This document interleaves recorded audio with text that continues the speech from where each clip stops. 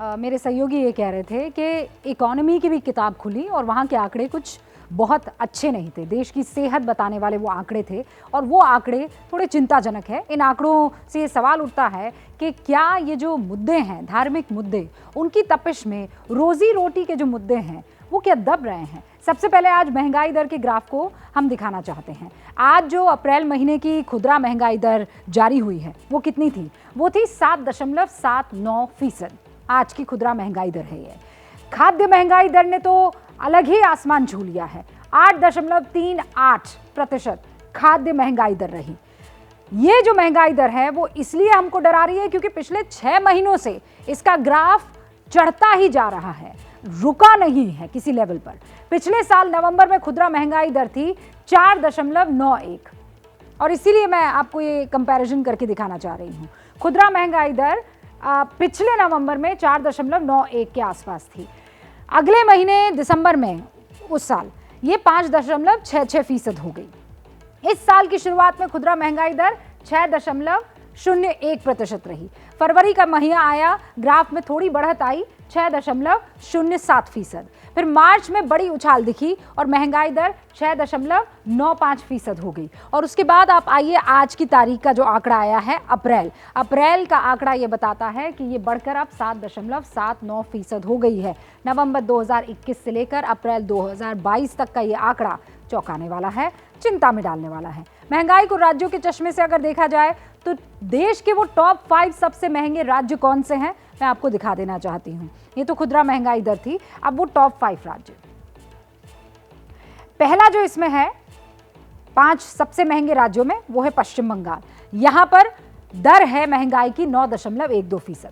फिर मध्य प्रदेश 9.10%। तीसरे नंबर पर जो है वो तेलंगाना आता है। यहाँ की महंगाई दर जो है वो 9.02 है। 5 बड़े सबसे राज्यों में आपको महंगाई के लिहाज से बता रही हूँ, 9.02 है। हरियाणा की अगर बात करूँ तो 8.95% है महंगाई की दर और महाराष्ट्र है 8.78। ये 5 वो राज्य है जहाँ पर महंगाई दर सबसे ज़्यादा है। एक तरफ महंगाई की मार है, दूसरी तरफ बाजार में भी कोहराम मचा हुआ है। सेंसेक्स में आज एक बार फिर से ज़बरदस्त गिरावट देखी गई है। आज का सेंसेक्स क्या था? 52,930 पर आज का सेंसेक्स बंद हुआ है और ये 1,158 अंक की गिरावट के साथ दर्ज हुआ। निफ्टी भी 360 अंकों की गिरावट के साथ 15,808 पर बंद हुआ है। और इसीलिए ये कुछ चौंकाने वाले आंकड़े हैं और इसीलिए हम ये सवाल पूछ रहे हैं कि कहीं ऐसा तो नहीं है कि एक बार फिर से हम जिस ट्रैक पर हमें होना चाहिए उससे दूसरी ट्रैक पर जा रहे हैं। $1 के मुकाबले आज हमारा रुपया कितना था? 77.63। यहाँ पर पहुँच गया है हमारा आंकड़ा। अब ये समझिए कि रुपये में गिरावट का आम आदमी पर जो असर है वो क्या होने वाला है।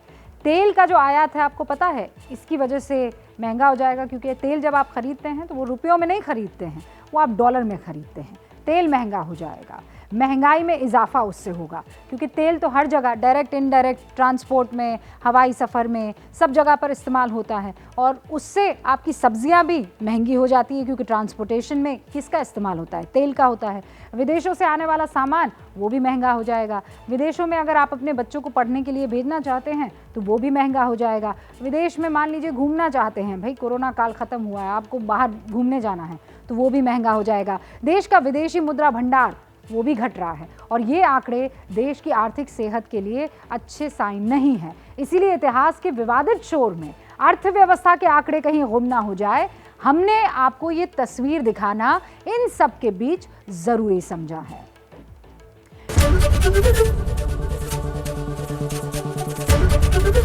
एबीपी न्यूज आपको रखे आगे।